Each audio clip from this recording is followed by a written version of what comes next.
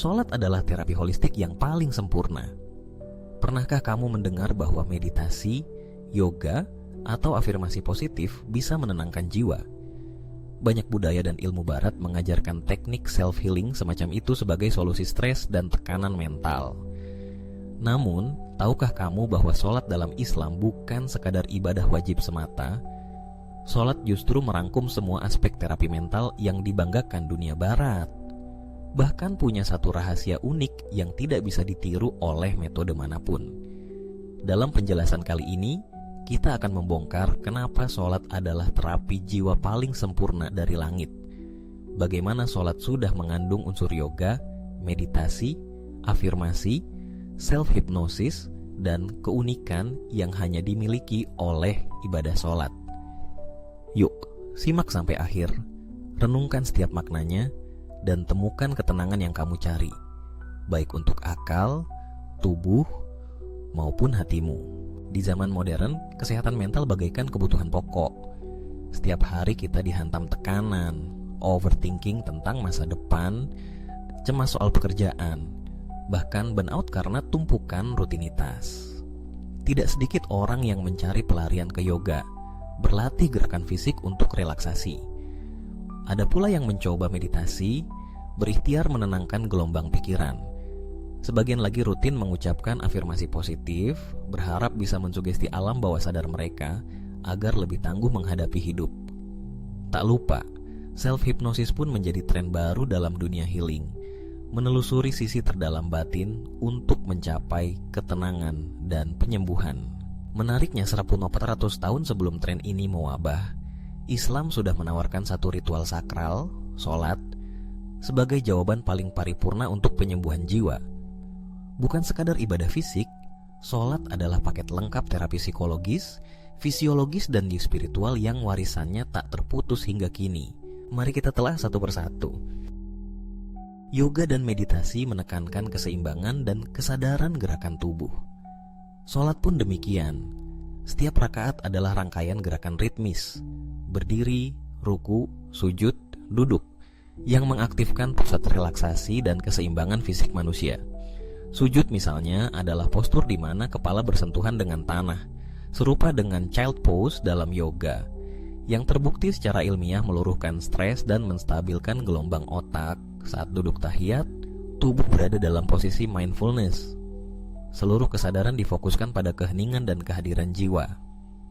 Setiap gerakan dirancang agar tubuh dan pikiran kita larut dalam relaksasi dan khusyuk. Afirmasi, tentu saja. Setiap kali kita membaca Al-Fatihah, kita menanamkan kalimat spiritual, Ihdinas syiratal mustaqim, tunjukilah kami jalan yang lurus. Bacaan ini, yang diucap 5 kali sehari, adalah bentuk afirmasi dan harapan yang menancap kuat dalam alam bawah sadar.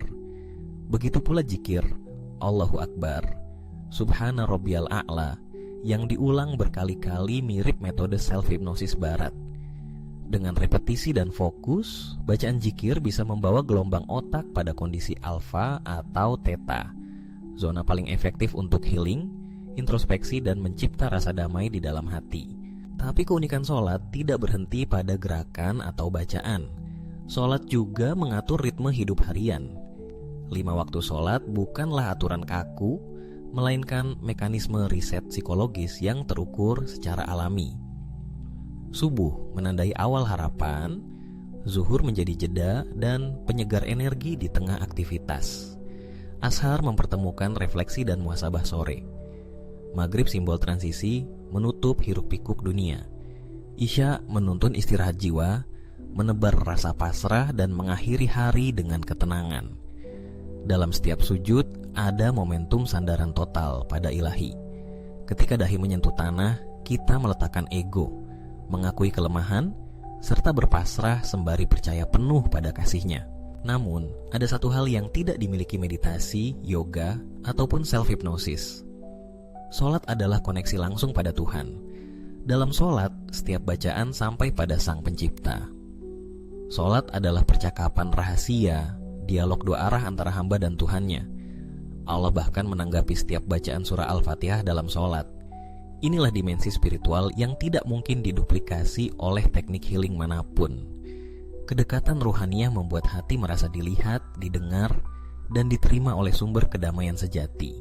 Ilmu pengetahuan membuktikan manfaat sholat.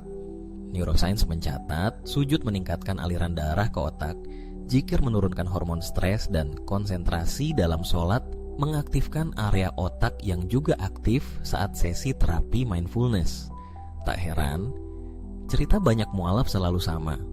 Saat sujud, hati ini terasa bebas dan aman. Ada rasa yang melampaui logika. Ada faktor tak terlihat namun nyata, sesuatu yang menyentuh jiwa terdalam. Jika hari ini kamu gelisah, kehilangan arah, burnout, atau hanya ingin merasakan damai yang utuh, sholat adalah pintu pulang. Bukan sekadar kewajiban, tapi momen spiritual untuk menyentuh diri dan Tuhan. Ada afirmasi, meditasi, yoga, repetisi healing, self-hypnosis, dan di atas semuanya, ada koneksi vertikal yang mustahil digantikan. Akhirnya, ingatlah, hanya dengan mengingat Allah hati menjadi tenang. Sudahkah kamu mencicipi damai tak terkatakan itu hari ini? Bagikan pengalaman damai saat sholat, dan jangan lupa menyebarkan kedamaian ini pada sesama.